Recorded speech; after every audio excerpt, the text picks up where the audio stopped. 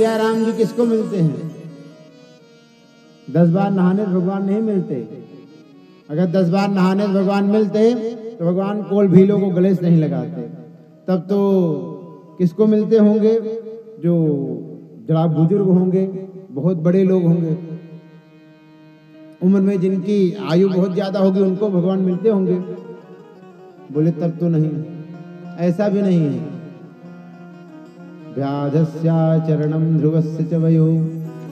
अगर भगवान उम्र देखकर किसी को मिलते तो भगवान तो ध्रुव जी को प्राप्त हो गए, जिनकी मात्र आयु कितनी है? 5 वर्ष। भगवान उम्र भी नहीं देखते। तब तो उम्र नहीं देखते तो इसका मतलब भगवान विद्या देखते होंगे कि आप किसी यूनिवर्सिटी से पढ़ के आए हैं, अच्छी विद्या देखते होंगे। बोले अगर भगवान विद्या देखते कि आप बहुत बड़ी यूनिवर्सिटी से पढ़ के आए हैं, बहुत उच्च शिक्षा में हैं, तो विद्या गजेंद्र से का, तो गजेंद्र तो कुछ पढ़ा लिखा ही नहीं था। गजेंद्र ने भगवान को पुकारा गोविंद, गो कहते ही भगवान चल दिए, गोविंद नहीं कह पाया, भगवान ने आकर के गजेंद्र को प्राप्त किया, गजेंद्र को मुक्ति कर दी। तो इसका मतलब क्या है कि विद्या की भी आवश्यकता नहीं है भगवान को प्राप्त करने के लिए। तब तो फिर कोई उच्च कुल का व्यक्ति होना चाहिए, तब तो भगवान जिसको मिलेंगे कि आप ब्राह्मण हैं, क्षत्रिय हैं, वैश्य हैं, शूद्र हैं, तो जाति देख के भगवान मिलते होंगे। बोले अगर भगवान जाति देखकर मिलते तो का जाति विदुरस्य यादव पते। अगर भगवान जाति देखकर मिलते तो भगवान तो दासी पुत्र विदुर जी के यहाँ भोजन किया। इसका मतलब क्या है? भगवान जाति भी नहीं देखते। फिर तब तो भगवान रूप देखते होंगे कि आप कितने सुंदर हैं। अगर भगवान रूप देखकर भी मिलते तो भगवान तो शैरेंद्री कुब्जा को प्राप्त हो गए, जो शैरेंद्री 3 जगह से टेढ़ी थी। तब तो भगवान बिल्कुल देखते होंगे कि आपके पास कितना धन है।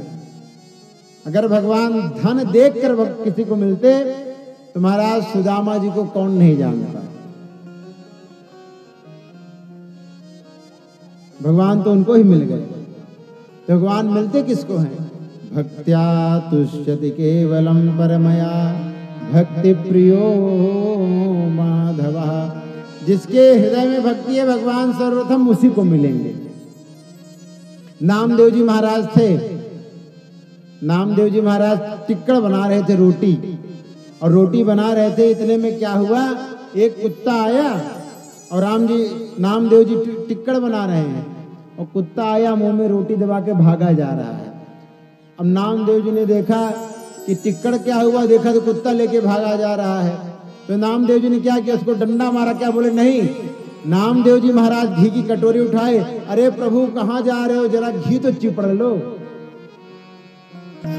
भगवान आप ये बताइए, गोस्वामी तुलसीदास जी की चौपाई है कि आप सब जगह सर्वत्र रूप से समरूप से व्याप्त हैं।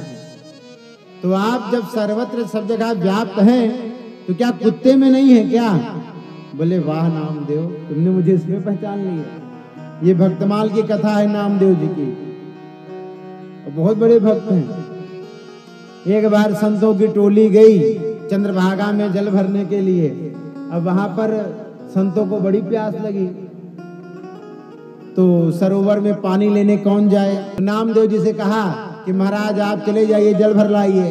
अब इनको नहीं पता कि प्रेत रहता है वहां पर। अब इन्होंने क्या किया, मटका उठाया और जैसे ही जल भरा और जल भर के खड़े हुए कि बड़ा भारी प्रेत खड़ा है। अब नामदेव जी ने क्या किया, जो घड़ा था, मटका था, उसको वहीं पर पटक दिया और साक्षात दंडवत लेट गए। जय हो मेरे विठ्ठल नाथ। ऐसा अद्भुत रूप तो आज पहली बार देखा है। राम जी का रूप देखा है, कृष्ण जी का रूप देखा, लेकिन ये भयंकर रूप आज पहली बार देखा है नाथ।